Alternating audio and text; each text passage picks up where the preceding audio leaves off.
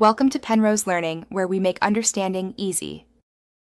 In this video, I will explain how to unlock a Jeep Cherokee with keys inside. First, you can use a plastic wedge to gently pry open the top corner of the driver's side door, creating a small gap. Next, insert a long reach tool, which is a thin rod or a slim jim, through this opening. Carefully maneuver the tool to hook the interior door handle or the lock button, then pull to unlock the door. This method requires patience and a steady hand. Another common method involves using a simple wire coat hanger. First, straighten out a metal coat hanger, leaving a small 1-inch hook at one end. Gently slide this hooked end down between the window glass and the rubber weather stripping on the door. Once inside, try to snag the door lock button or the interior door handle.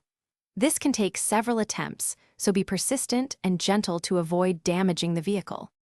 If the DIY methods prove difficult, consider your other options.